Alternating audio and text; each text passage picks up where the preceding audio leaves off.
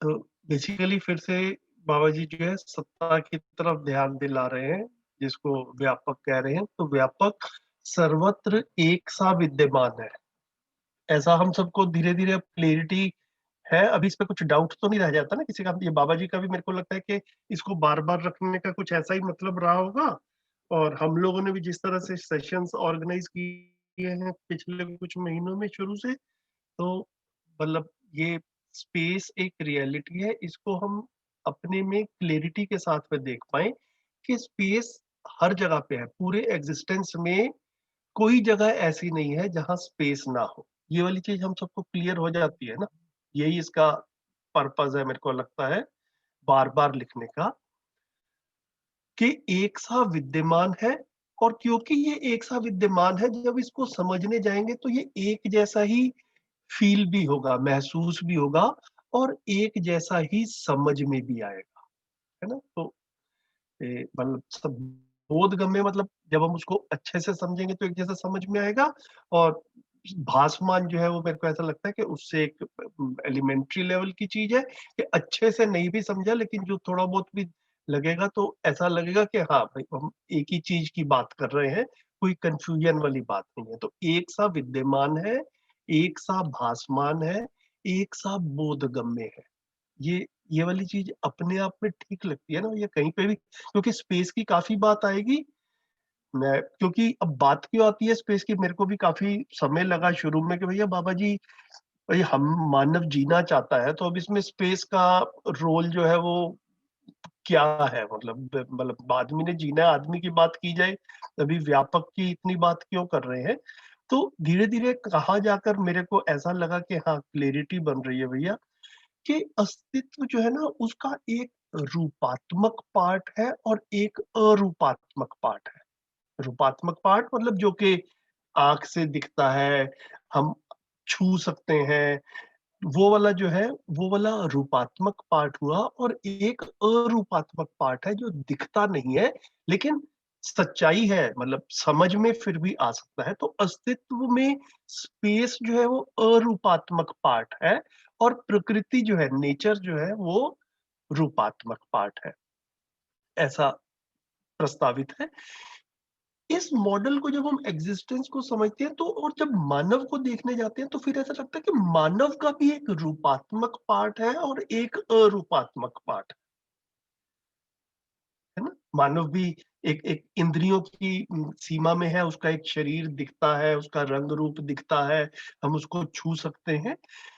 और और फिर एक मानव का अरूपात्मक पार्ट भी है। वो अरूपात्मक पार्ट इंद्रियों से पकड़ में नहीं आता लेकिन समझ में आता है।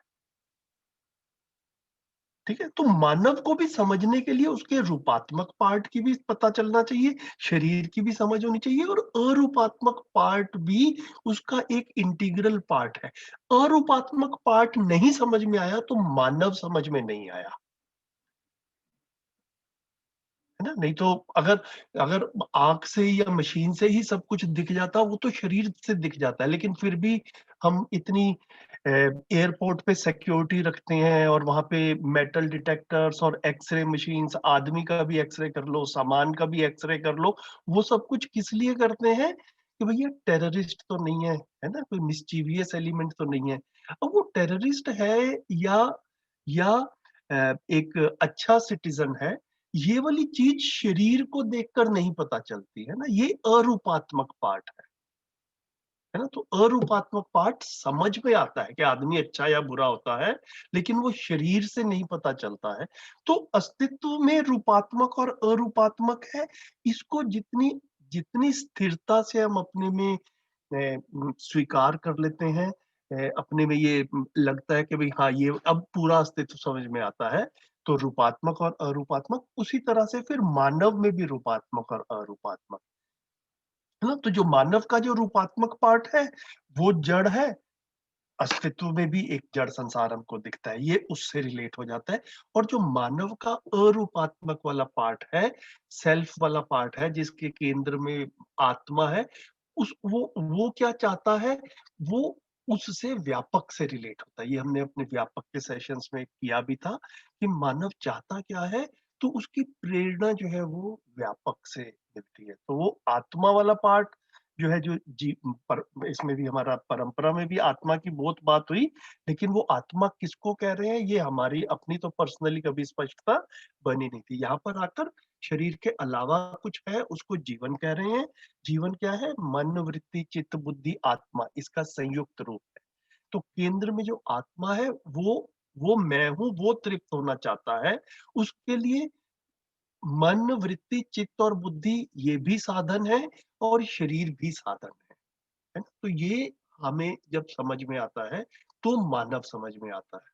तो रूपात्मक, अरूपात्मक इस कैटेगरी में रखने से मुझे लगता है कि एक ना बड़े अच्छे से हम डिस्टिंक्शन के रूप में देख पाते हैं अस्तित्व को भी और मानव को भी। ये जो है एक तरफ मेरा ऐसा ध्यान गया कि हमारे में ये भी क्लियर रहे कि भैया ये रेफरेंस क्यों दे रहे हैं व्यापक की इतनी।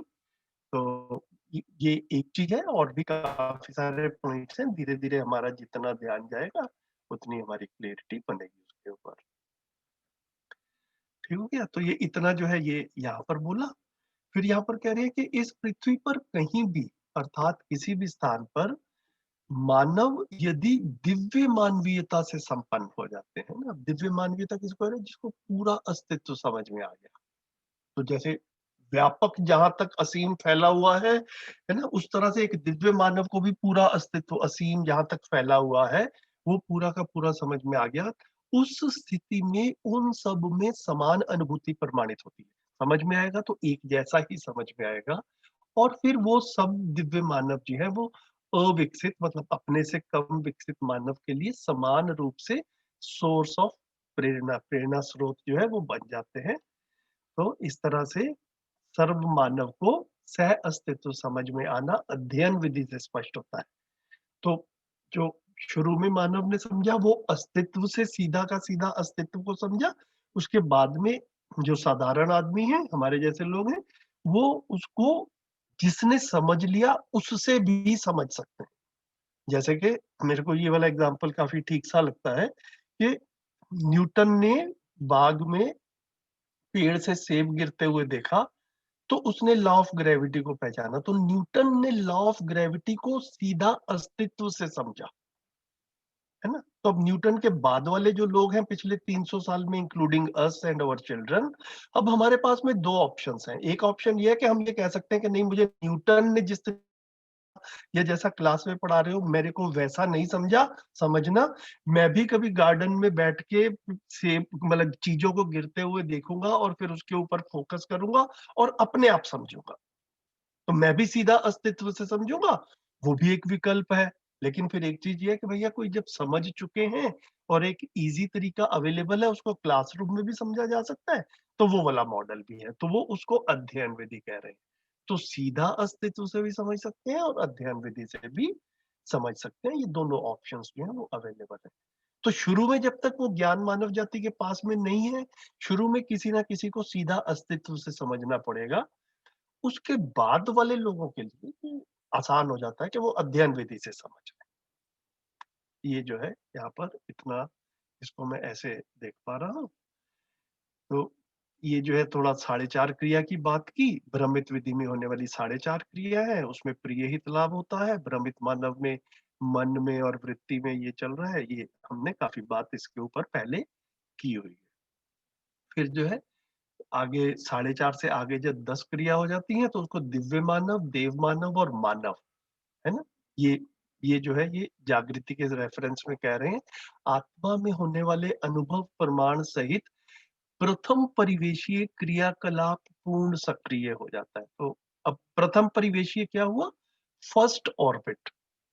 तो अब जीवन परमाणु या जीवन एटम को देखें तो बिल्कुल सेंटर में, जिसको हम न्यूक्लियस कह रहे हैं, वहां पर आत्मा है। तो आत्मा से शुरू करते हैं तो फर्स्ट ऑर्बिट में क्या आएगा? बुद्धि, है ना? बुद्धि में बोध होता है। फिर दूसरे ऑर्बिट में चित्त, तीसरे ऑर्बिट में वृत्ति और चौथे ऑर्बिट में मन। तो प्रथम परिवेश, द्वितीय परिवेश, तृतीय परिवेश, चतुर्थ परिवेश, ये वाली भाषा बनती है।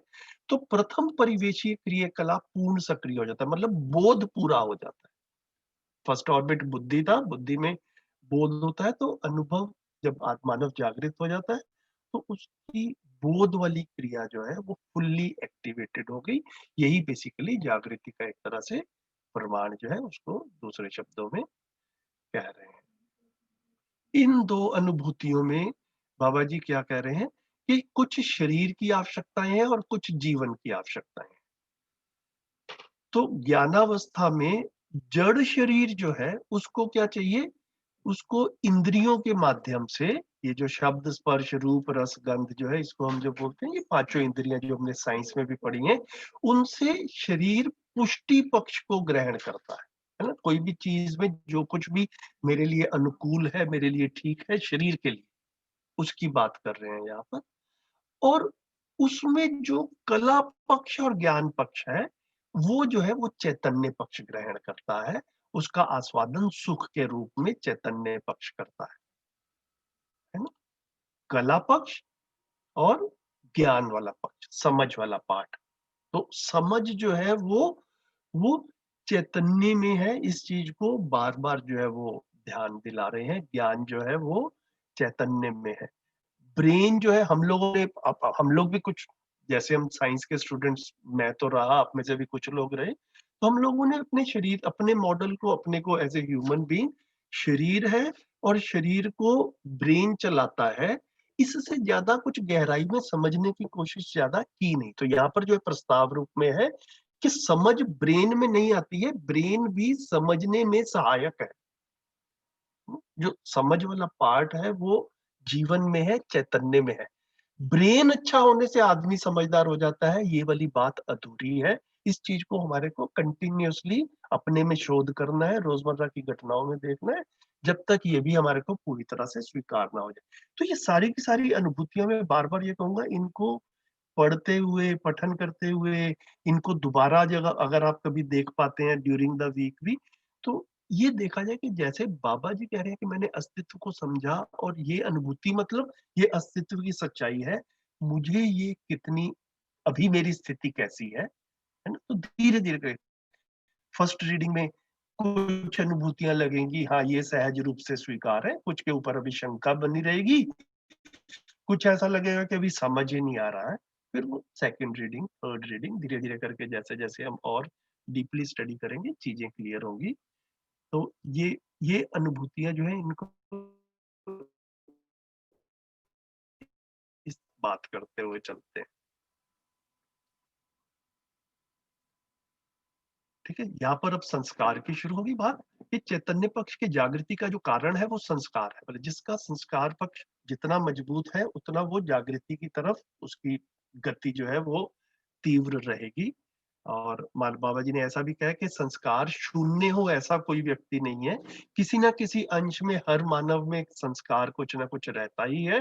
वही उसकी एक जो है वो स्टार्टिंग पॉइंट है।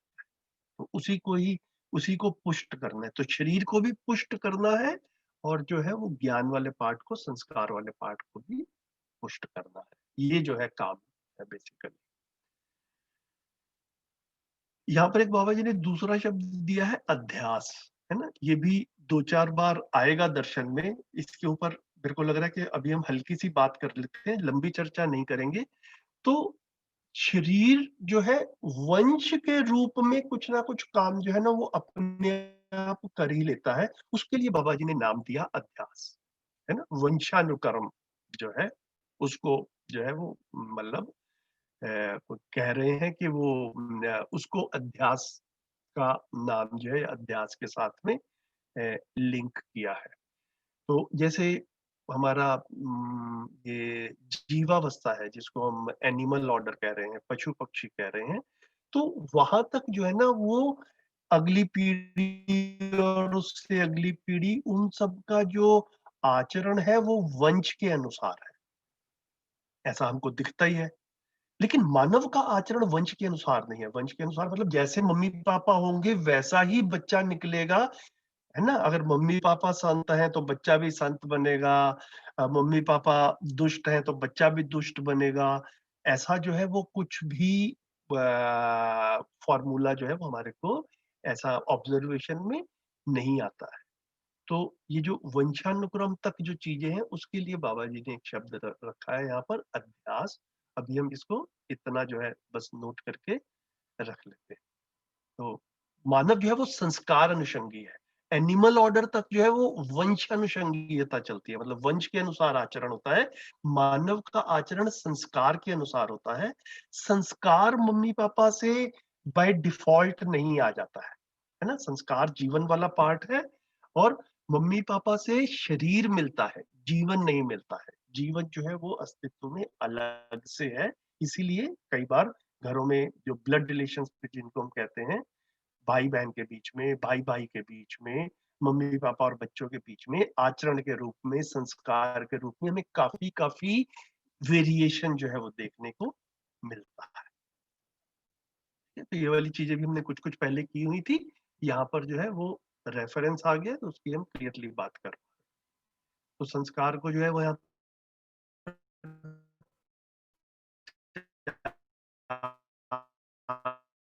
पूर्णता के अर्थ में स्वीकृतियां, मुझे संपूर्ण समझ में आ जाए और मैं संपूर्ण के साथ में जी पाऊं, ऐसी अपने में स्वीकृति बनती है और ऐसा जीना बनता है। इसको जो है वो संस्कार कह रहे हैं। इसी को जो है वो दूसरे शब्दों में आगे और भी लिखा। समाधान जो है, समाधान प्रमाणित होने के लिए पहले जो प्रमाणित होने के लिए पहले से जो समाधान के अर्थ में प्राप्त है वो संस्कार है। तो ये भी हमने पहले बात की है अभी। समाधान के अर्थ में क्या रहता है? ज्ञान, विवेक, विज्ञान। ये भी हमने बात जो है पहले की हुई है। तो पूर्णता के अर्थ में कृतियों को साकार करने के क्रियाकलाप सहित प्रवृत्तियां समझदारी संस्कार है। पूर्णता के अर्थ में कायिक, वाचिक, मानसिक व कृत कारित अनुमोदित विधि से की गई कृतियां संस्कार है। तो ये बाबा जी ने एक तरह से ना ये कृतियां जो है इसको कर्म कर्म को हम कह सकते हैं। हम जो भी कर्म करते हैं उसको हम कृति कह रहे हैं। तो ये कर्म को बाबा जी ने 9 कॉम्बिनेशंस में जो है ना वो बताया है। ये पहले कभी आया नहीं है और हो सकता है कि कई साथियों के लिए नई बात होगी ये। रजत भाई, आपके सामने भी ये बात नहीं आई ना अभी तक, ये वाले शब्द? महेश भाई, आपको याद है कृतकारित, कायिक, वाचिक, मानसिक, कृतकारित, अनुमोदित? नहीं तो एक काम करते हैं, नहीं इसको भैया। हम थोड़ा सा, नहीं आई ना, एक हल्का सा देख लेते हैं, क्योंकि फिर जब कभी आगे आएगा तो आसानी रहेगी। एक मिनट, इसको मैं क्या करता हूँ, एक एक्सेल फाइल में बना लेते हैं थोड़ा सा, हाथ के हाथ। एक्सेल फाइल दिख रही है अब आपको? तो इसको जी ऐसे दिख रही है जी। इसको लिखेंगे कृत, इसको लिखेंगे कारित, और इसको इसको लिखेंगे अनुमोदित। ठीक है, कृत, कारित, अनुमोदित, और इधर लिख देंगे हम कायिक, मानसिक, मान वाचिक, मानसिक और मानसिक।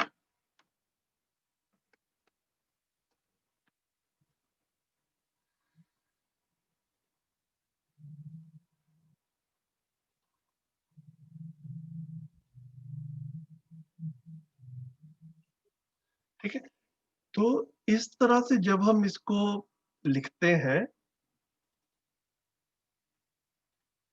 तो ये कर्म दर्शन जब हम पढ़ेंगे तो उसका ओपनिंग पेज में भी यही चीज आता है। तो उसमें आता है कि कृत, कारित, अनुमोदित, कायिक, वाचिक, मानसिक, इस कॉम्बिनेशन में मानव 9 तरह से कर्म करता है। तो 9 तरह से कैसे कर्म किया? एक ये, सेकंड, 1, 2, 3, 4, 5, 6, 7, 8, 9। ये 9 कॉम्बिनेशंस में जो है ना वो आदमी काम करता है। तो अब इसको हम थोड़ा सा देख भी सकते हैं कि कैसे कह रहे हैं। पहला वाला कॉम्बिनेशन बना, ये कायिक, वाचिक, मानसिक क्या है? कायिक मतलब मैं शरीर से काम करता हूँ, वाचिक मतलब मैं बोल के, बोलना भी एक काम है ना? जैसे अब अगर हम आपस में जो बातचीत कर रहे हैं, या एक टीचर जो है कहीं क्लासरूम में कुछ करता है, वो जो काम कर रहा है, वो उसको प्राइमरली क्या कहेंगे? कौन सा काम हो रहा है वो? वाचिक। वाचिक मतलब बोलने वाला। ठीक है, कायिक मतलब करने वाला, मतलब जो हम हाथ पैर से कर रहे हैं, खाना बना रहे हैं, है ना, कुछ टाइपिंग कर रहे हैं, उसको जो है हम कायिक कहेंगे।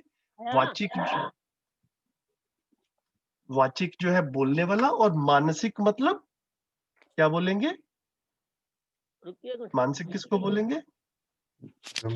सोचने वाला, हाँ, सोचने विचार समझने वाला, पक्ष। बिल्कुल, सोचने समझने वाला, विचार पक्ष वाला। ठीक है।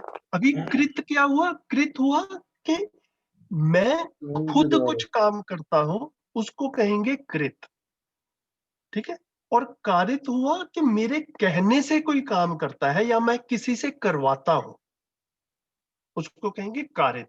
और अनुमोदित है कि ना मैंने किया ना मैंने करवाया, कहीं पे और हुआ, but I approve of it. मैं कहता हूँ हाँ, काम ठीक हुआ। ठीक है। तो मतलब उसको उसको अनुमोदन, अनुमोदन मतलब आई एग्री विद दैट, अनुमोदन। तो काया से करना, शरीर से करना ये एक काम है, बोल के करना ये एक काम है, और सोचना समझना ये एक काम है। फिर अपने आप किया जाता है काम, किसी के थ्रू करवाया जाता है, और जो है हम एग्री करते हैं काम से, अप्रूवल अपने मन में है कि भाई हाँ, जो काम हुआ वो ठीक हुआ, ना हमने किया ना हमने करवाया। जैसे लॉकडाउन हुआ, लॉकडाउन नहीं हुआ, फ्लाइट्स बैन हुई, फ्लाइट्स बैन नहीं हुई, हम ना तो सरकारें हमसे पूछ के कर रही हैं और ना हम कर रहे हैं, लेकिन हम सबके फिर भी व्यूज रहते हैं कि भाई हाँ ये ठीक हुआ, अरे हाँ ये ठीक नहीं हो रहा है, ये ऐसा नहीं होना चाहिए या होना चाहिए। तो इस कॉम्बिनेशन में जो है ना, वो 9 तरह से हर मानव काम करता है, इस तरफ बाबा जी ने ध्यान दिलाया है। आप सब भी बेशक इसको इस तरह से सोच सकते हैं, और अपनी रोजमर्रा की जिंदगी में ऑब्जर्व करके देखा जाए कि क्या इसी 9 तरह से ही मतलब हम कार्यकलाप को देख पाते हैं, या इससे अलावा भी कुछ और दिखता है। ठीक हो गया इतना? जी भाई। ठीक है, तो हम वापस अपना जो है उस पे आ जाते हैं जो हम रीडिंग कर रहे थे अपनी।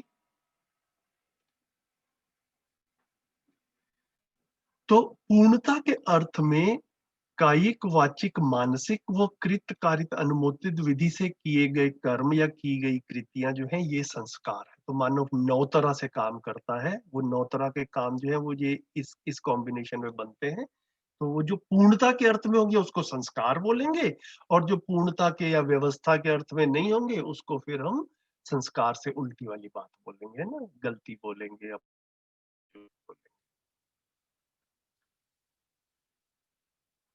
यहाँ पर फिर एक शब्द आया है, प्रारब्ध, है ना। ये प्रारब्ध जो है यहाँ भी आया था, ये जब हमने पूर्णता की बात की थी। पूर्णता के अर्थ में स्वीकृतियां ही संस्कार हैं, यही मानव का प्रारब्ध है। तो अभी मेरा इस पे कुछ शोध चल रहा है, मतलब मैं पूरी तरह से मैं कहूँ कि क्लियर हो गया हूँ कि किसको कह रहे हैं। तो मैं भी उस कॉन्फिडेंस के साथ में नहीं रख पाऊंगा। अभी ऐसा ही मानकर चलें कि ये प्रारब्ध जो है, जैसे यहाँ लिखा, यही मानव का प्रारब्ध है। संस्कार को ही प्रारब्ध से रिलेट कर रहे हैं। आप में से कोई रखना चाहे, विनीता दीदी, सुनील खेड़वा जी, शालिनी दीदी, किसी का ध्यान गया हो कि प्रारब्ध को आप कैसे इंटरप्रेट कर रहे हैं, तो रखिए जरा अपने तरीके से, अगर कोई भैया शेयर करें तो। मैं तो इसको बोलता हूँ कैरी फॉरवर्ड। हाँ ठीक है। जैसे कैरी फॉरवर्ड हो रहा है वही प्रारब्ध है, यहाँ से हमें स्टार्ट करना है। ठीक है। तो संस्कार जो हमने पूर्णता के अर्थ में पहले से ही माना हुआ है, जो मतलब दर्शन से या सहअस्तित्व दृष्टि से पहले से ही कुछ हमारी स्वीकृतियां रहती है। ऐसा नहीं है कि हम दर्शन समझने के बाद ही समझते हैं, बहुत सारी चीजें पहले से ही समझे रहते हैं। ठीक है। तो उसको मेरे हिसाब से प्रारब्ध या कैरी फॉरवर्ड जिसको बोल रहे हैं। ठीक है। आई एग्री भैया, आई एग्री विद दैट। हाँ जी, नमस्ते सभी को। हाँ जी दीदी। हाँ जी, दीदी जो मैंने समझा, एक दो बार बात भी की सोम भैया से भी, या कैसे, क्योंकि ये मेरे को भी बड़ा ट्विस्टेड सा टॉपिक लगा था, हाँ पूरी जी, तरह हाँ से जी। संस्कार और इसमें दोनों में डिफरेंशिएट करना। तो बाबा हम्म, जी की एक बात कहीं कोई कीपिंग भी ऑडियो भी सुनी थी, तो उस हिसाब से तो मुझे कुछ ऐसे समझ में आया कि संस्कार की जब हम बात करते हैं तो संस्कार पक्ष होता है वो जागृति की तरफ की बात हो जाती है, और हम्म, प्रारब्ध हो जाता है हमारा टोटालिटी में हम किस तरह से सोचते हैं और कैसे रहते हैं। तो कुछ जैसे वो इस तरह से कहा जाता है कि जब ये शरीर यात्रा बिगिन होती है तो एक शरीर यात्रा से दूसरी शरीर यात्रा में कुछ कुछ सोचा करना का होता है कि मुझे ऐसा करना है, या मुझे कुछ अचीव करना है, या कुछ कुछ मन की अभिलाषाएं होती हैं जो कि पूरी नहीं हो पाती इस शरीर यात्रा में, तो अगली शरीर यात्रा में आपको उन चीजों को साथ में लेके चलते हैं, या कुछ अचीवमेंट कुछ अंदर ही कुछ संस्कार रूप में भी होता है, और कुछ वैसी कुछ जनरल डिजायर, एस्पिरेशंस भी हो सकते, एस्पिरेशंस या aspirations and desires, okay, unfulfilled aspirations and okay, desired, okay. जो वहां से फिर आप शुरू करते हो। जैसे बाबा जी ने बोला कि जो मैं बोला कि मेरा ना शायद मेरा कोई प्रारब्ध था कि मेरे को हार्ड वर्क और सब तरह से खेती करना, ये करना, वो करना, वो मेरे कहते हैं ना कुछ चीजें किसी के अंदर से ही निकल के आती हैं कि हाँ मुझे ये सब करना है और मैं करता हूँ। हम्म, हर एक किसी के बस की बात नहीं होती है, हम्म, तो वो उन्होंने वहां पर वो शब्द अपने यूज किया था, ये मेरा प्रारब्ध रहा होगा। हम्म। तो मुझे इस तरह से कुछ थोड़ा सा कनेक्ट हुआ था। मैं इसमें कुछ पूछना चाहती हूँ कि फिर बाकी सबका भी तो प्रारब्ध रहता है ना, मतलब प्रारब्ध तो हर इंसान का रहता है, जी क्योंकि बिल्कुल। मरता हर शरीर है और जी फिर से जन्म लेता है ना। अब अगर हम इस बात को देखें तो हर बार हम उन्नत की तरफ ही बढ़ना चाहते हैं, हम वापस नहीं जाना चाहते, नीचे नीचे की प्रवृत्ति पे नहीं जाना चाहते, लेकिन उसके बावजूद हम देख रहे हैं कि सब चीजें हो रही हैं। इसको कैसे रखेंगे भैया? जी हम्म। अच्छा सॉरी, हाँ हाँ, हाँ नहीं नहीं बोलिए। दीदी रखिए, आप भी रखिए, बताइए हाँ प्लीज, आप बताइए आपका विनीता भी दीदी, बहुत आप ही सुंदर है। बताइए। जी मैं इसको इस तरह से रखूंगी कि चाहना तो सब में बनी रहती है, चाहता तो हर एक कोई है कि आगे गति हो, जागृति की तरफ हो, लेकिन वो कितना हो पाता है नहीं हो पाता है, वो क्वेश्चन वहीं पर आके अटकता है। तो अगर जागृत नहीं हो पाया पूरी तरह से, तब तो फिर कोई क्वेश्चन, तो फिर तो कुछ रह गया ना अनडिजायर्ड, कुछ करने का, कुछ सोचने का। और जागृत हो गया तो फिर वो पूरी तरह से फुलफिल्ड लाइफ जीने की बात आ जाती है। फिर प्रारब्ध भी रहेगा, लेकिन वो हर एक किसी की सार्वभौम व्यवस्था के रूप में हर एक किसी के आगे उपकार विधि से प्रवेश होने के उसमें रहेगा, अगर शरीर यात्रा दोबारा से ली भी तो इस तरह से समझ में आता है। तो दीदी मैं भी दोबारा से ये कहूंगा कि मैं अपने में भी अभी मेरा शोध चल रहा है इसके ऊपर, मतलब मैं भी थोड़ा सा भी और क्लैरिटी अपने लिए चाहता हूँ, इसीलिए मैं अभी ऐसा रखना भी नहीं चाहता कुछ कि अपनी अनक्लियर चीज सामने रख दी जाए। तो एक मैं फिर से सबका ध्यान दिलाना चाहता हूँ कि सबका इस तरफ ध्यान बना रहे। फिर आप इन्हीं सेंटेंसेस को कई बार पढ़ें, और जो हमारे दूसरे और सीनियर साथी हैं, कभी अवसर मिले तो उनके साथ भी इन चर्चाओं में मतलब जो है ये स्पष्टताएं लेते रहें कि एक तो ना इस वाली लाइन में मेरे को जो प्रारब्ध शब्द है ये संस्कार से रिलेट होता हुआ दिख रहा है ना? तो पूर्णता के अर्थ में स्वीकृतियां ही संस्कार हैं, यही मानव का प्रारब्ध है। तो मतलब ऐसा मेरे को प्रतीत होता है यहाँ पर कि संस्कार को ही मोर और लेस जो है ना उसी को ही शायद प्रारब्ध कह रहे हैं। और फिर यहाँ पर थोड़ा बहुत जो है वो ऐसा लगता है कि जो भोगा नहीं जाता वो प्रारब्ध है, अभी एस्पिरेशंस या डिजायर्स जैसे विनीता दीदी कह रही हैं कि वो अनफुलफिल्ड है, तो वो भी कैरी फॉरवर्ड हो जाती है। तो I'll put it very straightforward and honestly that I am also a little confused here. मैंने भी 1-2 बार 4 बार जितना थोड़ा बहुत समझने की कोशिश की है, समझाने वाले ने अपने तरीके से समझाया, लेकिन मैं अभी तक पूरा समझ नहीं पाया। तो ऐसा कोई हमारी आगे बढ़ने के लिए रुकावट भी नहीं है। सभी साथी जितने डाउट लगते हैं इंक्लूडिंग दिस पॉइंट, इसको भी पेंडिंग में रख लिया जाए। इसका बार-बार रेफरेंस नहीं आता है। पूरी पुस्तक में 2-3 बार ये शब्द आएगा सिर्फ। इससे ऐसा नहीं है कि ये समझे नहीं हम तो हमें आगे समझ में नहीं आएगा। तो इसको मतलब जितनी बात हो गई है, मुझे लगता है हम सबको इतना ही कहना है। किसी के पास में और कुछ कहने के लिए हो तो इस पे ऐड कर सकते हैं, नहीं तो I will suggest that we can move forward.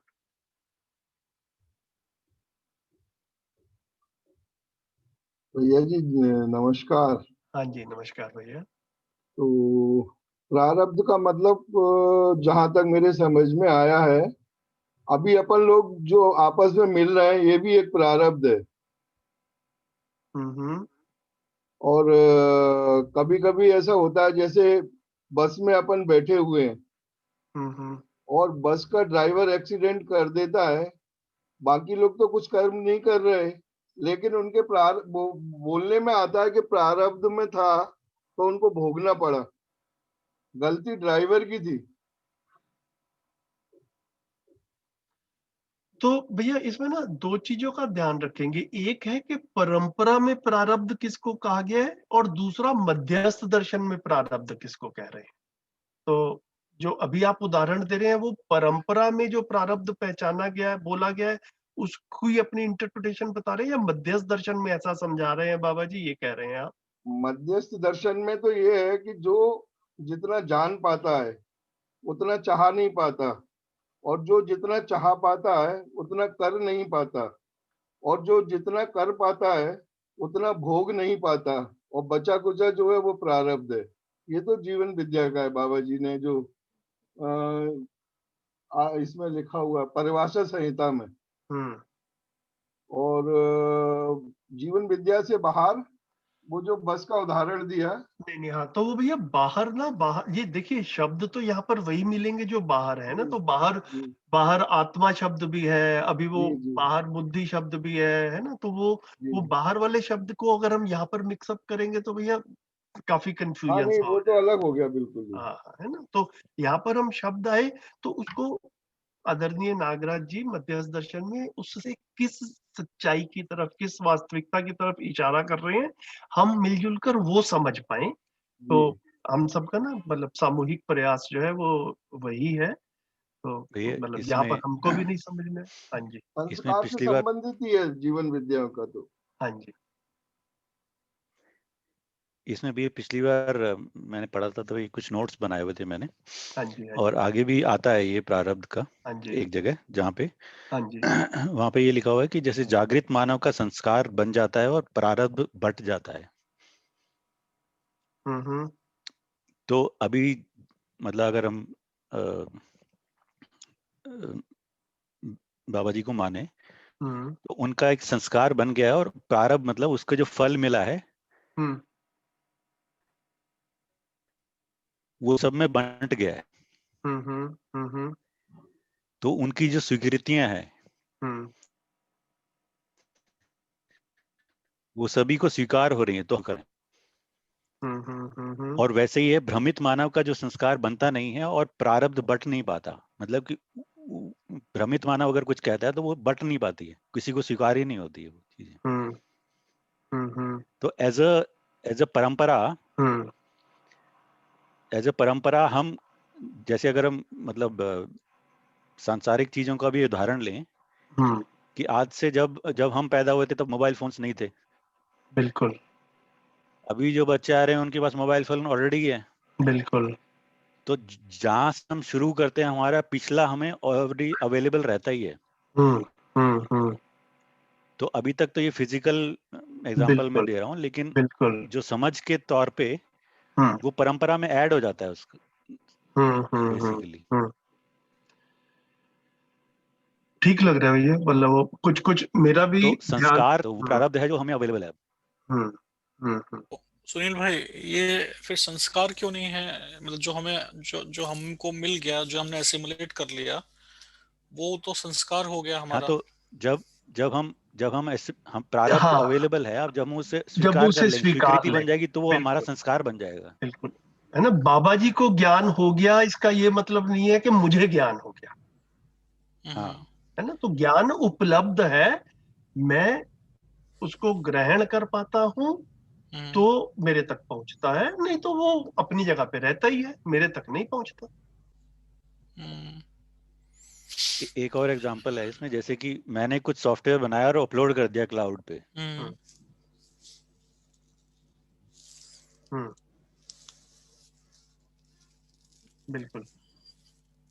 अब अवेलेबल है सबको। हम्म जब तक मैं डाउनलोड, तो मेरी स्वीकृति जब बनेगी, तो तो मेरा संस्कार हम्म बनेगा। हम्म।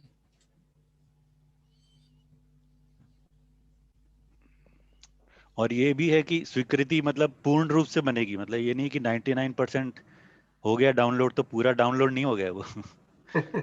तो जब तक अनुभव तक, मतलब 100% डाउनलोड नहीं हो जाता, तब तक संस्कार नहीं है। हम्म राइट। तो प्रॉब्ली संजीव भैया, जो पहला जो हम्म स्टेटमेंट है, पूर्णता के अर्थ में स्वीकृतियां ही स्वीकार संस्कार है, यही मानव का प्रारब्ध है। हम्म तो यहाँ पे प्रारब्ध को डिफाइन नहीं किया जा रहा है, ये बताया जा रहा है कि पूर्णता के अर्थ में स्वीकृतियां ही संस्कार है, और ये सारा हम्म कुछ प्रारब्ध है। मतलब रादर देन हम्म, डिफाइनिंग प्रारब्ध, वो ठीक उसको है, बता ही जा रहा है लेकिन कि उससे लिंक तो हो रहा है, मतलब, है हम्म। ना, हम्म। मतलब। हाँ। हम्म जबकि नीचे प्रारब्ध को खोला एक्चुअली जा रहा इसमें है ये कि जो मैंने हाँ जी। मैंने जो नोट्स बनाए हुए, इसमें ये भी लिखा हुआ है, जो मानव लिखा ना यहाँ पे, यही मानव का प्रारब्ध है। यहाँ पे हम्म। इंसर्ट करके मैंने लिखा हुआ है मानव जाति का हम्म। प्रारब्ध है। ठीक है। हम्म। तो अभी तक मानव जाति को जो स्वीकार्य था, मतलब यूनिवर्सल रूप में स्वीकार्य है, उसमें एक ये कॉन्सेप्ट अभी जो ये मध्यस्थ दर्शन का आया है, ये अगर सभी को बेसिकली स्वीकार हो जाता है, तो ये मानव जाति के लिए प्रारब्ध हो जाता है, फल एक तरह से हो जाता है। उनका फल स्वीकार हो गया, मतलब सभी हम्म को, हम्म उनको जो फल मिला हम्म बाबा जी को, हम्म वो प्रारब्ध के रूप में अवेलेबल है हमें। हम्म, बढ़िया भैया। ठीक है, तो मेरे को लग रहा है कि we have food for thought here, अपना सोचा जाए और सब थोड़ा ध्यान जाएगा। जितनी स्पष्टता यहाँ बन गई है उतनी अपनी जगह पे ठीक है, बाकी और सोचा जाए इस पे, है ना।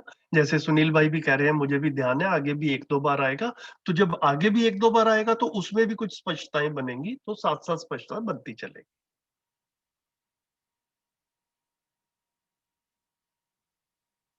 है ना। तो ये एक कैरी फॉरवर्ड वाली चीज है इसमें, वो वाला एलिमेंट है। अब उसको प्रिसाइजली कहाँ पर है, उसको धीरे धीरे देख लेंगे आगे, अभी आगे बढ़ते हैं। ठीक है, यहाँ पर जो है ना, बाबा जी एक तरह से अब ना ये जीवन परमाणु के बारे में थोड़ा सा बता रहे हैं। यही जीवन परमाणु है। तो क्या है जीवन परमाणु, यहां से शुरू करते हैं। गठनशील परमाणु अणुबंधन भार बंधन सहित होता है ना। यहाँ पर एक एक सेंटेंस जो है वो इंपॉर्टेंट है, मेरे को लग रहा है। तो गठनशील परमाणु जो है ये समूह में रहते हैं, है ना। जैसे कोई भी चीज हो हमारे आसपास, किसी चीज को भी उठा के देख ले, मैं ये पेन उठाता हूँ तो पेन को देखते हैं, मोबाइल उठाता हूँ तो मोबाइल को देखते हैं, ये सारी चीजें एटम्स से बनी है। तो एटम्स एक दूसरे से अट्रैक्टेड रहते हैं, जुड़े रहते हैं, उसको अणुबंधन बोल रहे हैं, है ना, बॉन्डिंग बिटवीन दी एटम्स। और क्योंकि वो सारे के सारे अणु एक दूसरे से अट्रैक्ट होकर बंधे हुए हैं, वही भार बंधन का भी जो है वो भार के रूप में भी प्रकट होता है। तो अणु बंधन और भार बंधन जो है ये क्या है, साथ साथ चलता है।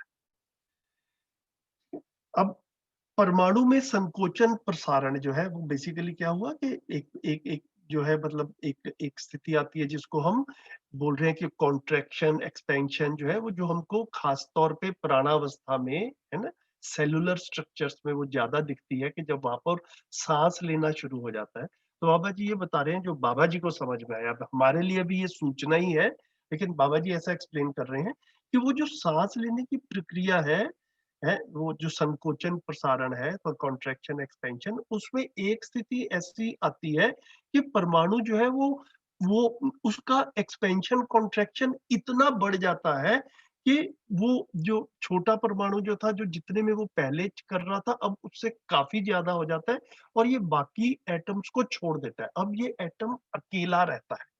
इसको जो है वो जीवन परमाणु कह रहे हैं। तो जीवन परमाणु अणु बंधन भार बंधन से मुक्त हुआ और जैसे ही अणु बंधन से मुक्त हुआ, भार भी उसमें भार बंधन से भी मुक्त हुआ, क्योंकि सारे एटम्स मिलके ही भार के रूप में भार के रूप में हमको महसूस हो रहा था। अब एक ही परमाणु रह गया तो वो भार बंधन से भी मुक्त हो गया और साथ में ये आशा बंधन से युक्त हो गया। अब इसमें क्या आ गया, जीने की आशा आ गई, है ना। अब जो है इसको जीवन परमाणु कह रहे हैं। ये गठन पूर्णता है। ठीक है, तो इन इन 4 लाइन्स में बाबा जी ने इसकी तरफ जो है वो अपनी जो उनको अनुभव है, जैसा उनको अस्तित्व में समझ में आया, ये हम सब इस पे शोध कर सकते हैं, सोच सकते हैं कि भाई ऐसा हुआ या इसमें कोई हमको इस सोच में कमी लग रही है या इसके अगेंस्ट कोई एविडेंस है या इसके इसके अकॉर्डिंग अलाइंड कोई एविडेंस हमको मिल रहा है, ये सारा हम अपने सोच विचार में ला सकते हैं। तो गठन पूर्णता का प्रमाण स्वत्व स्वतंत्र अधिकार के रूप में स्पष्ट हो जाता है। अब अगली लाइन भी काफी इंपॉर्टेंट है। अस्तित्व में 3 ही तरह की क्रियाएं हैं। ये जो है ये बाबा जी ने ये भी बड़ी प्रेसाइजली बोला। हमारे पुराने सीनियर साथी है ना, वो कहते हैं कि बाबा जी को शुरू शुरू में लोगों ने डिजिटल बाबा कहना शुरू कर दिया। तो डिजिटल बाबा क्यों कहते थे कि हर चीज को बिल्कुल प्रिसाइजली न्यूमेरिकली जो है वो रख पाते थे, है ना। जीवन में 10 क्रियाएं, अस्तित्व में 3 वास्तविकताएं, है ना। तुलन में 6 क्रियाएं, तो धरती पर 4 अवस्थाएं। मतलब जिस जहां जहां पर भी जो लगे कि भैया ऐसा बहुत कुछ दिखता है, वो बाबा जी उसको बड़ी आसानी से बड़ी क्लियरली डिमार्केट करते हुए कैटेगरीज में ऐसे रखते थे कि लोग कहते थे भैया जैसे कंप्यूटर एक डिजिटली चीज बताता है ना, तो बाबा जी भी जो है वो डिजिटली हर चीज को अस्तित्व को रख पा रहे हैं। तो ये भी उसी का एक एग्जाम्पल मेरे को लगता है जो हाईलाइट किया है कि अस्तित्व में 3 प्रकार की क्रियाएं हैं। कौन कौन सी? भौतिक क्रिया, रासायनिक क्रिया। अब भौतिक क्रिया रासायनिक क्रिया तो हम समझते हैं, बाबा जी ने साथ में बता दिया जीवन क्रिया।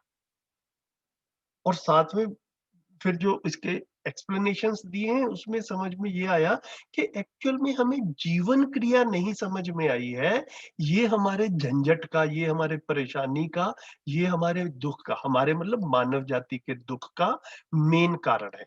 मानव को भौतिक क्रिया समझ में आई है, मानव को रासायनिक क्रिया समझ में आई है, मानव को जीवन क्रिया समझ में नहीं आई है। इसीलिए काफी बार हमें ये महसूस होता है रोजमर्रा की जिंदगी में कि हम किसी को कुछ समझाना चाहते हैं और समझा नहीं पाते हैं। कोई हमको समझाना चाहता है, उसको भी ये लगता है कि वो हमको समझा नहीं पा रहा है। ठीक है, और बड़ा फ्रस्ट्रेशन होता है इसमें कि भैया मेरे को तो बात सिंपल लग रही है, सामने वाले को समझा क्यों नहीं पा रहे हैं? क्योंकि समझने समझाने का काम जीवन में होता है और जीवन हमें समझ में आया नहीं है, जीवन क्रिया हमको समझ में नहीं आई है। तो जीवन क्रिया को समझना जो है ये अपनी अपने लिए काफी आवश्यक है। तो ये 3 तरह की अस्तित्व में क्रियाएं हैं। इनके अंतर संबंधों को पहचानने के क्रम में भौतिक रासायनिक क्रिया से संक्रमित इकाई के रूप में चैतन्य इकाई, मतलब ये भौतिक रासायनिक परमाणुओं से ही ट्रांसफॉर्म होकर के आगे जो है वो जीवन परमाणु बना है, चैतन्य इकाई बनी है, स्वयं को जीवन के रूप में पहचानता है। इसको पहचान सहित प्रमाणित करने वाला मानव ही है। इसको मानव ही समझेगा और कोई नहीं समझेगा। पेड़ पौधे भी नहीं समझेंगे, पशु पक्षी भी नहीं समझेंगे। तो क्योंकि ये परमाणु जो है ये समूह से अलग हो गया, अब ये अकेला हो गया है और इसका संकोचन प्रसारण बढ़ गया है ना। ये कॉन्ट्रैक्शन एक्सपेंशन जो है इसमें वृद्धि हो गई है।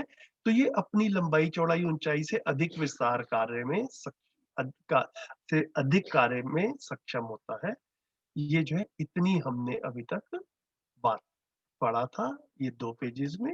मुझे लगा हमने काफी डिटेल में बात भी कर ली है। कुछ और रह गया हो या ध्यान गया हो तो बताएं, नहीं तो आगे बढ़ते हैं। एक संजय भैया मेरा एक सॉरी, हाँ जी, हाँ जी, हाँ, नहीं नहीं रजत भाई रखिए, फिर आगे दूसरा भी करते हैं। ये जो जीवन परमाणु है, जैसे आप बता रहे हैं कि ये एक्सपेंड हो गया है, और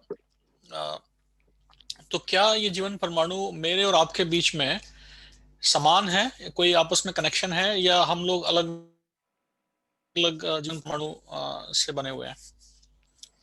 आपके शरीर को एक जीवन परमाणु चला रहा है और मेरे शरीर को एक दूसरा जीवन परमाणु चला रहा है।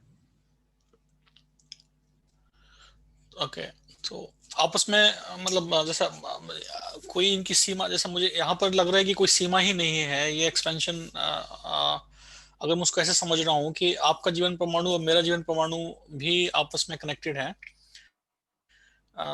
ऐसा नहीं है कहने का मतलब? हाँ, तो कनेक्टेड का अब सेंस क्या है, उसको पकड़ना पड़ेगा। क्या जो आप कहते हैं कि ये कनेक्टेड है, तो कनेक्टेड किस सेंस में?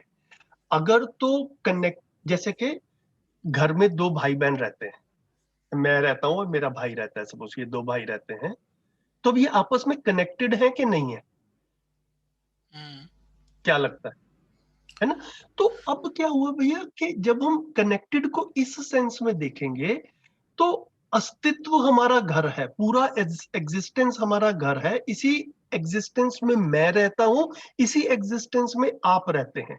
इस सेंस में देखेंगे तो कनेक्शन समझ में आएगा, ठीक है। लेकिन आपके शरीर को चलाने वाला जीवन परमाणु अलग है, मेरे शरीर को चलाने वाला जीवन परमाणु अलग है। एक घर में दो भाई रहते हैं, उन दोनों को भी चलाने वाला, उन दोनों शरीर को चलाने वाला जीवन परमाणु अलग अलग है। लेकिन जब वो अपने संबंध को पहचानते हैं, तो फिर वो अपने कनेक्शन को देख पाते हैं।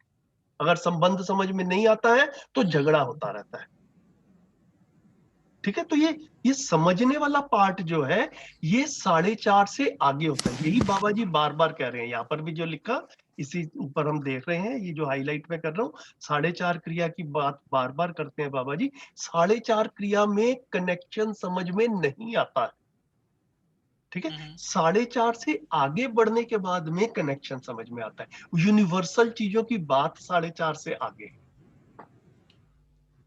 तो इसीलिए बाबा जी उसके ऊपर इतना इंपॉर्टेंस दे रहे हैं कि 4.5 क्रिया से 10 क्रिया तक जानना है, वो आगे की क्रियाएं समझनी। 4.5 क्रिया में तो कुछ कनेक्शन नहीं समझ में आता।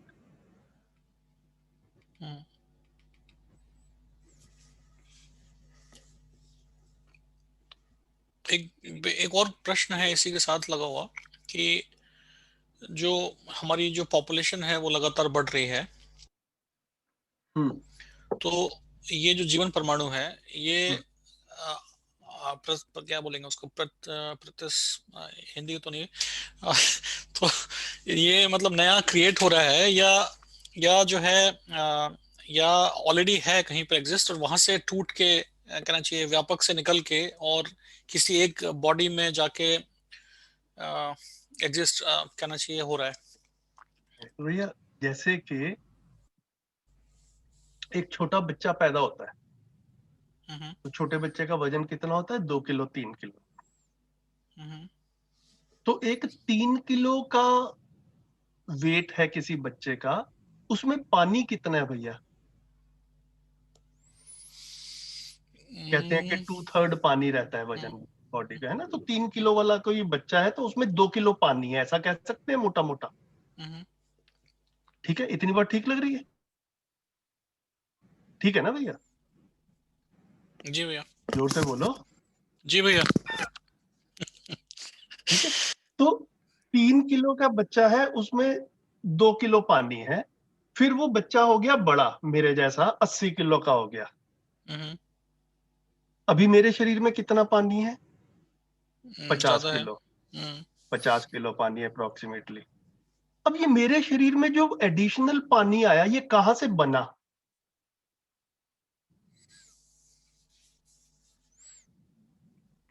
तो इसका जवाब ये निकलता है कि एग्जिस्टेंस में तो पानी था ही, ठीक है। मेरे शरीर में जैसे जैसे आवश्यकता बनी, तो एग्जिस्टेंस, धरती पे जो पानी था, वो धरती के पानी में से कुछ पानी मेरे में आ गया।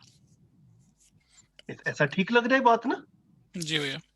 और ऐसे ही जब किसी की डेथ हो जाती है तो उसके शरीर का पानी वापस धरती के पानी में मिल जाता है। इतनी बात भी ठीक लग रही है। तो धरती जी पे तो भैया। पानी है ही, उस पानी में से कुछ पानी जो है वो शरीरों में आ जाता है, और जो पानी शरीरों में नहीं होता वो धरती में पानी के रूप में रहता ही है।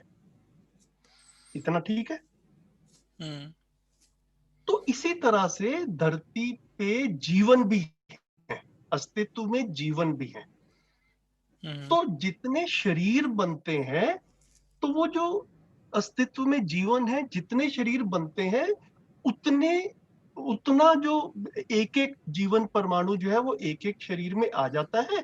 बाकी जीवन परमाणु बिना शरीर के रहते ही हैं, जैसे बाकी का पानी भी रह रहा है। जैसे मेरे शरीर में कुछ हवा है, काफी सारी हवा धरती पे वैसे भी है ना। तो जितने शरीर ज्यादा बन जाएंगे उसमें पानी भी आ जाएगा, उसमें हवा भी आ जाएगी, तो फिर भी अस्तित्व में धरती पे सफिशिएंट मात्रा में हवा है, सफिशिएंट मात्रा में पानी है, सफिशिएंट मात्रा में जीवन परमाणु है। जितने शरीर बनेंगे उतने में आ जाएंगे, बाकी के जो है वो बिना शरीर के रहते हैं। ऐसा प्रस्ताव है यहाँ पर। जी भैया। है ना? कभी धरती की पॉपुलेशन अचानक कुछ ऐसा हो गया कि काफी कम हो गई, कोई कुछ हो गया धरती पे ऐसा माने, तो पता चले कि 800 करोड़ की जगह अब सिर्फ 100 करोड़ रहे, तो अब क्या होगा? तो बाकी के जीवन परमाणु जो है वो बिना शरीर के रहेंगे। तो बन नहीं रहे हैं, अस्तित्व में पर्याप्त, सब कुछ पर्याप्त मात्रा में है, ऐसा कह रहे हैं। जी भैया, थैंक यू। इस पे सोचा जाए कुछ और बताएं। और भी दीदी का किसी का प्रश्न आया था, बताएं।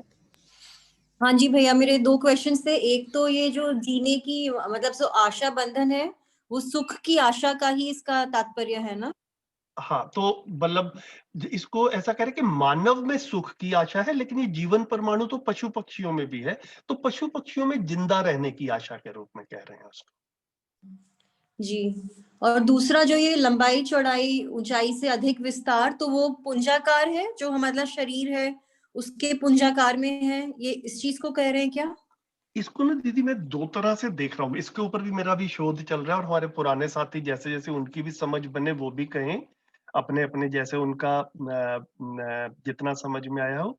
एक तो ये है कि हाँ, एक परमाणु के रूप में जितना देखते हैं, तो वो परमाणु इतना उसका वो जो कार्य क्षेत्र बढ़ जाता है कि वो जिस शरीर को चला देता है, कम से कम उस शरीर के शेप तक तो जो है वो उसका अपना जो है ना वो एरिया ऑफ वर्क जो है वो बन जाता है। अब मेरा कई बार ऐसा ध्यान जाता है कि वो उससे भी ज्यादा तक भी बन जाता है, जैसे कि अब अगर हम एक दूसरे से बात कर रहे हैं, है ना, और अगर हम मेरे विचार आप तक पहुंच रहे हैं, आपके विचार मेरे तक पहुंच रहे हैं, आदरणीय नागराज जी के विचार हम तक पहुंचे, तो विचार तो जीवन में रहते हैं, है ना। तो आदरणीय नागराज जी के विचार अगर हमारे तक पहुंच रहे हैं, तो मतलब क्या हम इसको ऐसा भी देख सकते हैं कि शरीर की सीमा से भी आगे तक इसका कार्य क्षेत्र जो है वो वो है, तो मतलब इसको ऐसा भी शायद इंटरप्रेट कर सकते हैं। मेरा भी पक्का कोई धारणा नहीं बनी है दीदी अब धारणा इसके ऊपर, लेकिन मतलब कुछ कुछ ऐसा मेरे को लगता है, मैं भी सोच रहा हूँ। बाकी साथी बताएं भैया, किसी और को लगता हो इसको कैसे कह रहे हैं कि अपने शरीर से ज्यादा जो है वो लंबाई चौड़ाई से ज्यादा पे काम कर रहा है, उसको कैसे देखेंगे? मेरे ख्याल से वो जीवन विद्या एक मेंशन भी था, बाबा जी ने कहा था कि जो मैंने किया मेरे को उससे कहीं ज्यादा मिला, तो आई थिंक उन्होंने वो चीज भी बोली ही है। मतलब आई थिंक वो प्रारब्ध में समझ सकते हैं। लेकिन फिर संस्कार भी मतलब ये अच्छा पॉइंट है। मतलब I would like to specifically see कि हमारे पुराने साथियों उनका अपना क्या इंटरप्रिटेशन है, इसको कैसे देखते हैं। किसी का अगर कुछ ध्यान गया हो तो शेयर करें प्लीज।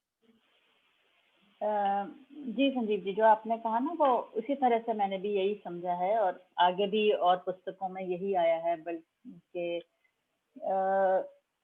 जीवन जितना मतलब जितना विकसित होता है उससे और ज्यादा अपने से आगे फैल के कार्य कर सकता है। तो वही बात आ जाती है कि किस अपनी जागृति की स्थिति में भी जिस होता है उसी के हिसाब से भी काम कर सकता है। फिजिकल तो एबिलिटी होती ही है।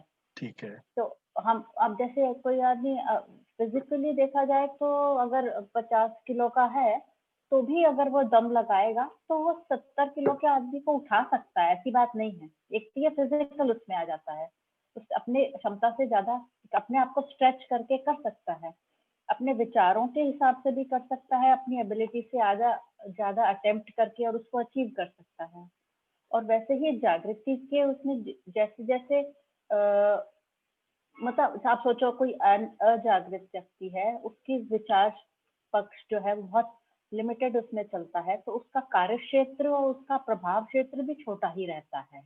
और जैसे जैसे वो जागृत होता है वैसे वैसे वो अपने प्रभाव जो है और प्रेरणा स्रोत और बड़ा बनता चले जाते हैं। तो उसी हिसाब से कह रहे हैं कंप्लीटली जागृत दिव्य मानव बाबा जी जैसे उनका इतना है कि वो मतलब सारे भवन तक उनका फैलाव है, तो वो उसी हिसाब से लंबाई चौड़ाई और उसमें पूरा विस्तार उसी हिसाब से यहाँ पर विस्तार समझाया गया है। बढ़िया दीदी। इसको ऐसा भी जैसे अभी दीदी ने रखा, तो ऐसा भी देख सकते हैं कि जो अभी इन्होंने प्रभाव क्षेत्र बोला, इस पर मेरा ध्यान गया थोड़ा सा कि जैसे बाबा जी का ने जैसे वो पूर्णता तक पहुंच गए थे, है ना, उनको अनुभव हो गया था, तो उनका प्रभाव क्षेत्र काफी ज्यादा था, तो उनका जीवन माने उनके शरीर से कहीं ज्यादा लंबाई और चौड़ाई में अपने आप को मतलब बिल्कुल घुमा रहा था। जैसे हम अगर ये बहुत लेमैन्स लैंग्वेज में बोले तो वो उनका जो इफेक्ट है, जो उनका प्रभावी बोल देते हैं अभी, तो वो जो है वो काफी दूर तक जाता था, तो हम ऐसा तक भी बोल पहुंचे, सकते हैं। ऐसा कैसा?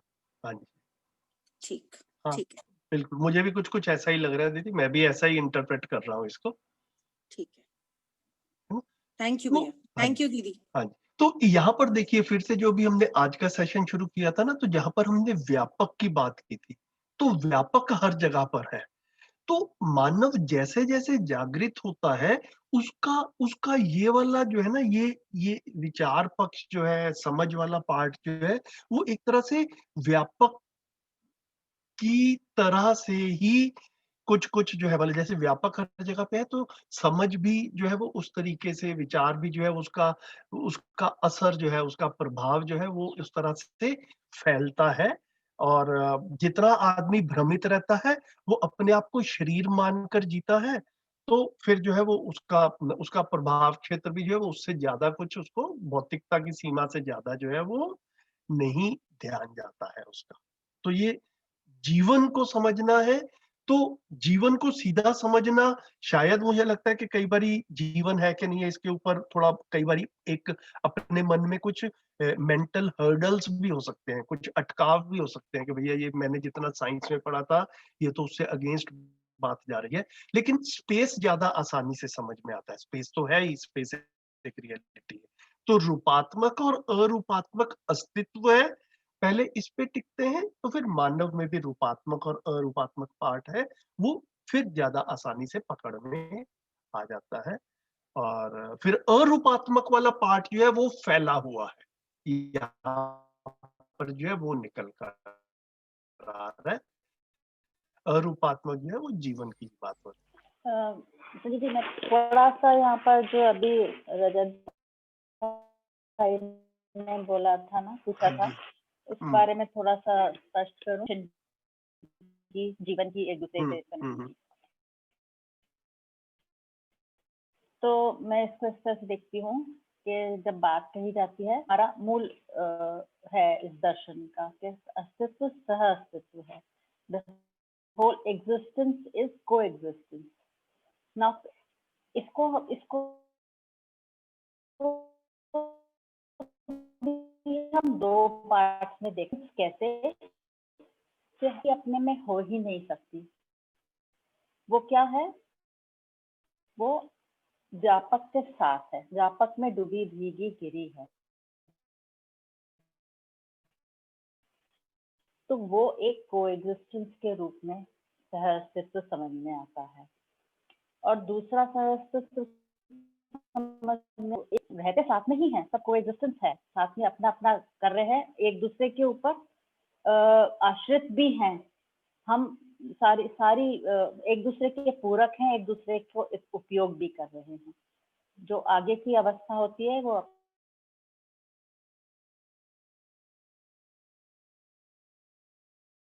कि उसका पूरक करती है, उसको सपोर्ट देती है। तो इस तरह से भी कोएग्जिस्टेंस इस तरह से समझ में आता है। और हर, जैसे संजीव जी ने बताया, हर शरीर को एक जीवन परमाणु चलाता है, वो चाहे जीव शरीर हो चाहे मानव शरीर हो, अलग अलग चलाते हैं। यही समझ में आया। थैंक यू संजीव भैया, तो हाँ जी। इस जर्नी का अंतिम चरण क्या है? जागृत मानव या दिव्य मानव, या इससे भी ऊपर कुछ? भैया बाबा जी ने तो दिव्य मानव तक का रोड मैप दिखाया है। मेरे को तो भी लगता है कि हम उसको इमीडिएट टारगेट के रूप में तो हम सिर्फ मानवीयता तक मैं भी देख रहा हूँ। उसके आगे का तो काफी सारा मैं सूचना के रूप में देखता हूँ। तो ऐसा लगता है कि मानवीयता वाला तक तो जो है वो अपनी मेहनत करनी चाहिए और की भी जा सकती है, और वो हम कर रहे हैं। और बाकी बाबा और जी ने दिव्य मानव तक बताया है। जी भैया, और एक बार जीवन दिव्य मानव वाले चरण तक पहुंच जाता है तो वापस से मतलब उसका वहां पे खत्म हो गया मतलब प्रयोजन, या फिर वापस से साइकिल में उसको आने की कोई संभावना है? ये ना भैया, अभी हमने कुछ दिन पहले एक वो सबीज और निर्बीज की बात की थी। आप भी रहे होंगे सेशन में, जी जी। है ना? तो मेरे को लग रहा है कि वो वाले उन सेक्शंस को ना, उन अनुभूतियों को दोबारा से पढ़ा जाए थोड़ा सा, कि वहां पर क्या कह रहे हैं। क्योंकि जो उसमें वो बीज वाली बात है ना, वो बीज जो है, मेरे को ऐसा लगता है, जो मेरा इंटरप्रिटेशन है, कि उस बीज से ही वो ना जो दोबारा से शरीर धारण करना है या नहीं करना, ये जीवन की अपनी स्वीकृति जो है वो उसके अनुसार रहता है। तो बीज वाला जो विचार है, सबीज विचार जिसको कह रहे हैं, उसमें बेसिकली ये है कि भैया अभी मेरे को जो कुछ भी करना था वो पूरा नहीं हुआ, तो मुझे फिर से करना है। तो फिर से करना है मतलब जैसे कहते हैं कि शरीर की, जीवन की ही एक निर्णय बनता है, एक कंक्लूजन बनता है कि भैया अभी काम बचा हुआ है। ठीक है? तो ऐसा हो सकता है कि दिव्य मानव की स्थिति में, क्योंकि अब दिव्य मानव तो भी भैया बड़ी ऊंची स्थिति है। हम आज बैठ के मैं बोलूं कि मैं समझ में आ गया कि वो क्या सोचते होंगे तो मुश्किल है। लेकिन एक ऐसा अनुमान सा बन सकता है शायद, कि दिव्य मानव बनने के बाद में जब धरती पे व्यवस्था बन जाए और वो जागृत परंपरा जो है वो पूरी तरह से एश्योर्ड हो जाए, तो हो सकता है कि एक जीवन की स्थिति ऐसी बने कि भैया जितने काम करने से कर लिए। ठीक है? तो वो वाला जो एक निष्कर्ष निकलेगा, विचार होगा, उसको निर्बीज विचार जो है ना, वो मैं उससे लिंक कर रहा हूँ, सबीज और निर्बीज, है ना? तो सबीज जैसे एक पेड़ भी होता है ना, तो पेड़ का बीज होता है, तो बीज से क्या होता है, दोबारा से पेड़ बनता है, फिर उसका बीज होता है, फिर दोबारा से पेड़ बनता है ना? तो निर्बीज को कैसे देखेंगे कि भैया अब जैसे कहते हैं स्थिति आ गई कि भैया अब आवश्यकता नहीं है। तो शायद जो है वो निर्बीज को जो है वो बाबा जी ऐसा कह रहे हैं, दिव्य मानव, अब मानव ने जो करना था वो कर लिया। तो मतलब ये जो हम अभी प्रारब्ध की भी बात कर रहे थे, कैरी फॉरवर्ड की भी बात कर रहे थे, अभी भोगा नहीं गया, अभी शेष है, अभी ज्ञान पूरा नहीं हुआ, अभी शेष है। अभी जब कुछ शेष नहीं रहेगा तो शायद एक किसी निर्बीज स्थिति में आ जाएंगे। ये मेरा भी अनुमान है। आप भी ऐसा कुछ कुछ जो है उन अनुभूतियों को दोबारा दोबारा पढ़ें जिन तरफ ध्यान जाए, तो मुझे लग रहा है कि चीजें क्लियर। जी भैया। जी भैया, वो उसमें ना निर्बीजन को उन्होंने ब्रह्म मुक्ति की ही स्थिति में बताया है, और सबीजन को जो बताया है जब भ्रमित स्थिति में ही बताया है, जबकि वो मतलब अब शरीर, जीवन जो है वो शरीर को अपना मान के ज्यादा जीता है, उसको सबीजन कहा है। अच्छा, ऐसा मुझे तो हाँ कहीं कहीं हाँ पर ऐसा भी लगा है कि निर्बीज जो है वो दिव्य मानव की स्थिति में निर्बीज बोला है, ऐसा भी बोला नहीं, एक बार फिर पढ़ें, क्योंकि मैंने भी अभी पेज पलटे तो ये पूरी अनुभूति है। ज्ञानावस्था की इकाई की समस्त क्रियाओं का लक्ष्य निर्बीजन व्यवस्था निर्बीजन व्यवहार की उपलब्धि है। निर्बीजन का तात्पर्य ब्रह्म मुक्ति और प्रमाण रूप में जागृति है। यही आचरण पूर्णता है। आचरण पूर्णता मतलब दिव्य मानव की स्थिति, दिव्य पद। देखिए, चलिए कोई नहीं, देखिए मैं भी एक पेज खोला हूँ। हाँ, ये हाँ, पेज 71 है। अभी हम यहाँ पहुंचे नहीं है, लेकिन अब हम रेफरेंस में देख रहे हैं अपनी समझ के लिए, तो आगे भी जाके देख सकते हैं। तो जरूर जरूर। यहाँ पर जो है ना, पेज 71 पे क्या लिख रहे हैं?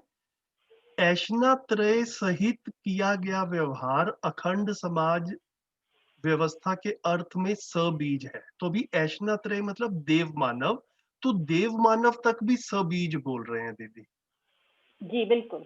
है ना? तो हाँ, ऐशना मुक्त को निर्बीज बोल रहे हैं, जो दिव्य मानव कोटि का सो, हाँ, दिलवान तक है ना? तो सिर्फ दिव्य मानव को निर्बीज कह रहे हैं, देव मानव तक सबीज कह रहे हैं। तो ये मतलब ये अभी मैं भी समझ ही रहा हूँ, मतलब इतना ही नहीं, कहूंगा बिल्कुल मैं। ठीक कह रहे हैं आप, बिल्कुल ठीक कह रहे हैं। यहीं पर बोला ना इन्होंने, यही आचरण पूर्णता की स्थिति है। हम्म, वही ब्रह्म मुक्ति की स्थिति और प्रमाण के रूप में जागृति प्रस्तुत हम्म, करना, हम्म, वही बहुत बात कर रहे हैं। हम्म, और आगे बोला, सबीजन होने का तात्पर्य है शरीर को जीवन मान लेना, हम्म, जबकि शरीर भौतिक रासायनिक वस्तु की रचना है। हम्म, जीवन गठन पूर्ण परमाणु चैतन्य इकाई है तथा रासायनिक भौतिक संसार का दृष्टा है। सबीजन होने का मतलब ये है। हम्म। ठीक है, तो ये आगे जब हम पढ़ेंगे तो ये 71 पेज पे जाएंगे, तो जो मैं अभी हम थोड़ा फॉरवर्ड चले गए, तो हम्म। मतलब ये यहाँ पर भी आएगा। तो जैसे जैसे आएगा हमारी, मेरे को लग रहा है क्लियरिटी हाँ, जिसका जो बनेगी। पेज 32 में अभी हमने उस दिन पढ़ा था। हम्म। ठीक है, 5-6 मिनट रह गए हैं, कितना और करें? इसी में कुछ और एक पॉइंट हो? प्रश्न और पूछ लूं? हाँ हाँ हाँ हाँ, पूछिए ना भैया, पूछिए। तो हमारी जर्नी में हमको मतलब इस जर्नी में दिव्य मानव के स्तर पर पहुंचना है। तो एक बार अगर हम वो पा लेते हैं तो उसके बाद हमारी जर्नी कंप्लीट हो जाती है, दैट्स से।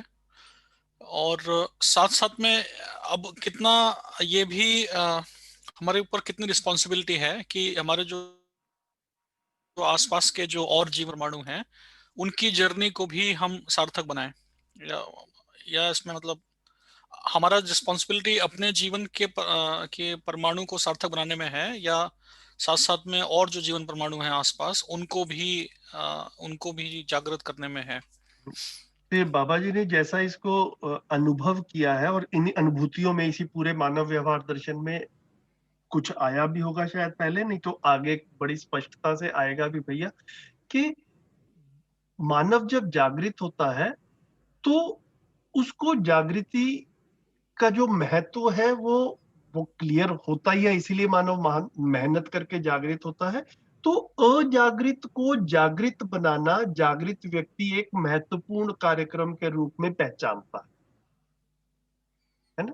दोबारा से बोलता हूं, अजागृत को जागृत बनाना जागृत मानव एक महत्वपूर्ण कार्यक्रम के रूप में पहचानता है। तो मैं अकेले जागृत हो गया, ये एक अच्छी बात है, लेकिन ये अपने आप में पर्याप्त नहीं है ना? तो व्यवस्था तब बनेगी जब ज्यादा लोग जो है वो जागृत होंगे।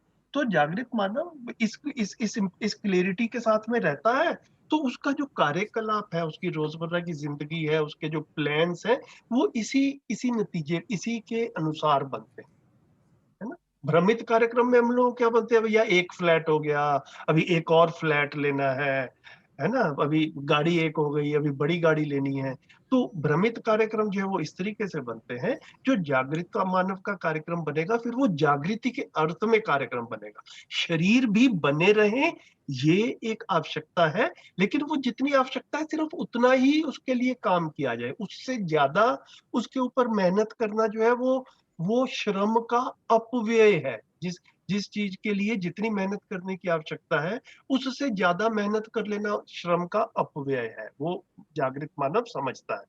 तो शरीर की आवश्यकताओं को पहचाना जाए, उसके लिए काम किया जाए, उसके बाद में जो समय बचता है, जो एनर्जी बचती है, उसको जागृति के अर्थ में लगाया जाए, तो अपनी जागृति के अर्थ में लगाया जाए, और जो बाकी मानव भी जागृत हो सकते हैं या जिनको मैं प्रेरित कर सकता हूँ उसके लिए लगाया जाए, ऐसा समझ में आता है। जी भैया।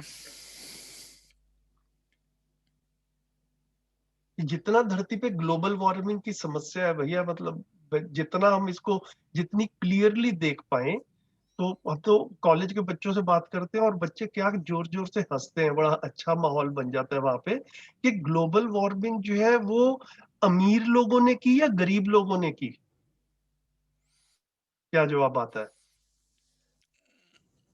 अमीर जो डेवलप्ड कंट्रीज हैं उन्होंने उनका नहीं, कंट्रीब्यूशन और ज्यादा है। डेवलप्ड कंट्रीज में भी या अनडेवलप्ड कंट्रीज में भी, अंडर डेवलप्ड कंट्रीज में भी तो एक इकोनॉमिक स्टेटस रहता है। तो गरीब आदमी ग्लोबल वार्मिंग ज्यादा कर रहा है या अमीर आदमी ग्लोबल वार्मिंग ज्यादा कर रहा है? अमीर आदमी ज्यादा कर रहा है, अमीर। जिसके और पास हम ज्यादा क्या? रिसोर्सेज हैं। हाँ हाँ हाँ, है ना। और वो अभी और भी अमीर बनना चाहता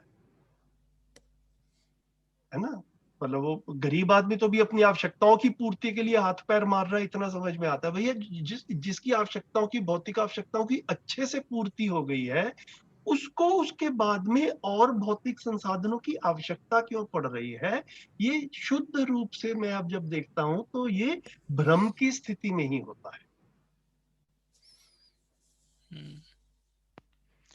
ना? ये तो जो ऐसा नहीं कह रहे सबसे कि अमीर कुछ। आदमी, हाँ हाँ, बताएं जो बताएं। सबसे अमीर आदमी है ना, वो तो मार्स पे जाने की तैयारी कर रहा है। प्लॉट कट रहे हैं यहाँ पे। वो तो सोच ही नहीं रहा कि अर्थ में कुछ होने वाला है ना। तो वो जो अमीर आदमियों ने धरती खराब कर दी, अब कोई दूसरा प्लेनेट ढूंढेंगे, वहां जाके खराब करेंगे ये। तो अच्छी। एक और भी रास्ता है दूसरे प्लैनेट में जाने का, जागृत होकर दूसरे लोक में चले जाओ।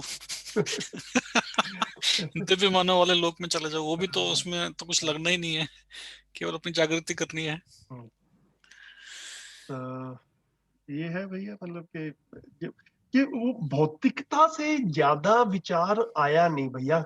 सारी पढ़ाई लिखाई करने के बाद भी ये जो है ना, एक बड़े अच्छे निष्कर्ष के रूप में, स्पष्ट निष्कर्ष के रूप में, अगर हम पेरेंट्स, टीचर्स इस चीज को देख पाते हैं तो कम से कम अगली पीढ़ी को इतना कह पाते हैं क्लियरली कि भैया हमें तो देर से समझ आई, तुम कम से कम शुरू से ही अपनी दिशा ठीक रखना। ऐसा भी नहीं कह रहे, मैं बार बार ये कहता हूँ, कोई खतरे की घंटी ना बजा दें घर में कि साधु बन जाओ, ये नहीं कह रहे। अपनी भौतिक आवश्यकताएं पहचानो और उनकी पूर्ति की जाए, ये आवश्यक है। लेकिन मेरी पूरी जिंदगी भौतिकता को समर्पित है, ये तो भैया काफी अधूरी सी जिंदगी हो जाए।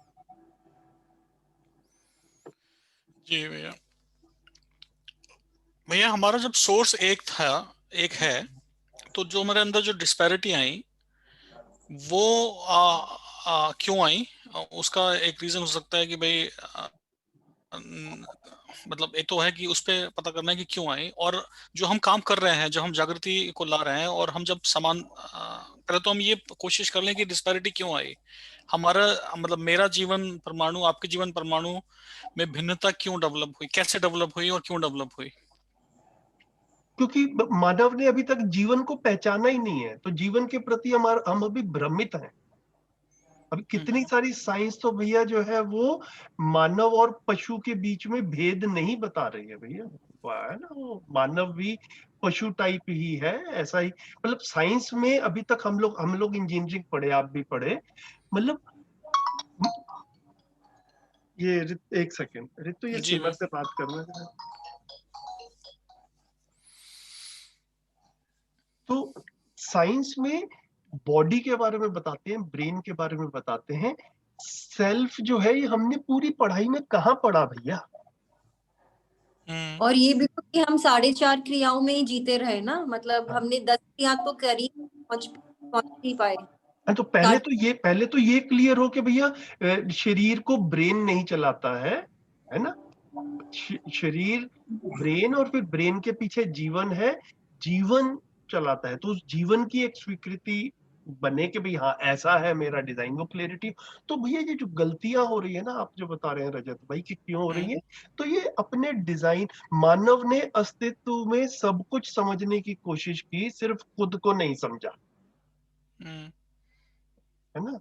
हमने पेड़ पौधे, पशु पक्षी, धरती के नीचे क्या है, धरती के ऊपर क्या है, आउटर स्पेस में क्या है, मंगल ग्रह क्या है, वहां तक पहुंच गए। मैं क्या हूं ये समझ में नहीं आया है। ये भी आगे भी अगले पेज पे ही आ रहा है वो अंतर नियोजन वाला ना, अपनी शक्तियों का अंतर नियोजन हमने नहीं किया है। हमने जो बाहर हमने कोशिश की है ढूंढने की चीजों को।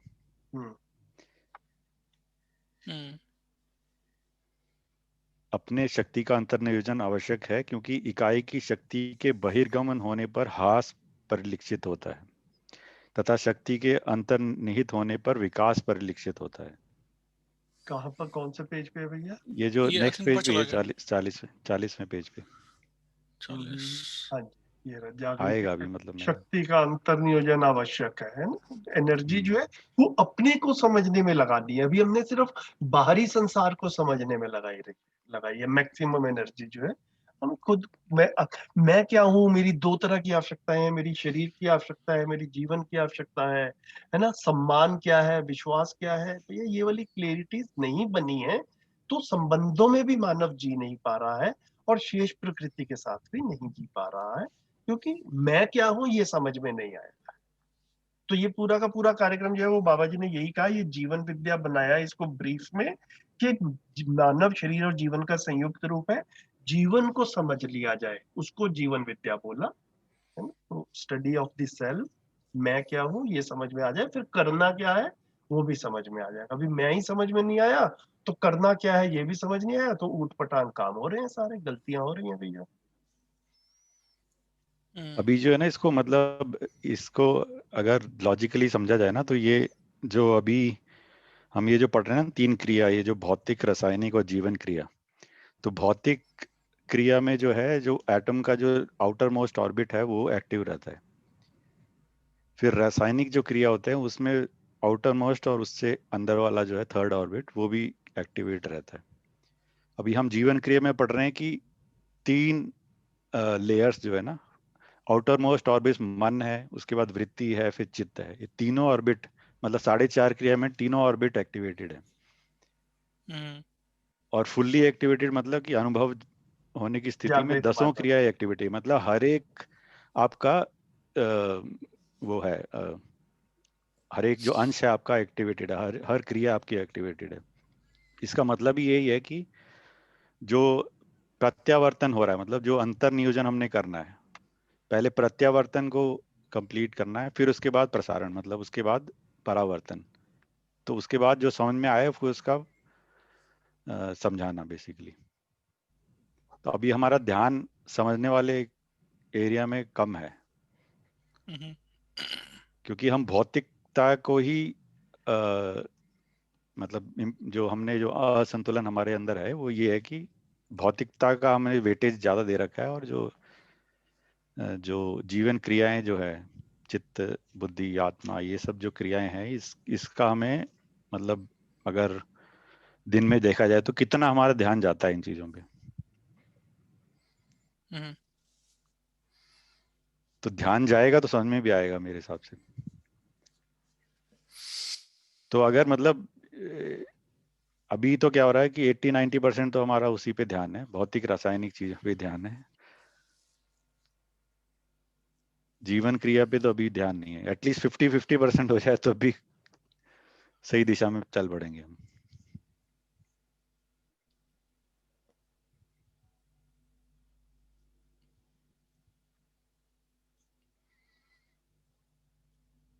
ठीक है रजत भाई। जी भैया, मन में प्रश्न तो और भी हैं, लेकिन सबको रोकना सही नहीं रहेगा, तो आई थिंक तो वी कैन। एक काम कर सकते हैं, एक ऐसा कीजिए कि एक्चुअल में मेरे यहाँ पे किसी ने आना है रिपेयर जी के लिए, जी जी। तो मैं मीटिंग छोड़ता हूँ और भी जिनको निकलना हो निकले, और जिनका मन है बात करने के लिए मीटिंग कंटिन्यू कीजिए और बात करते रहिए, मतलब इसमें कोई हर्ज वाली बात नहीं है। ऐसा कर सकते हैं बेशक, है ना। मतलब जिनका कोई काम वाम होगा वो छोड़ सकते हैं, मेरे को निकलना है अभी, I leave the meeting now, जी नेक्स्ट भैया। सैटरडे को मिलते हैं। बाकी साथी जिनका मन हो वो कंटिन्यू करके बात कर सकते हैं। थैंक यू भैया, चलिए थैंक यू ठीक है, सो मच, नमस्ते नमस्ते। नमस्ते, थैंक यू जी। Thank you. थैंक यू भैया। थैंक यू संजीव भैया। रजत जी आपका थोड़ा सा मैं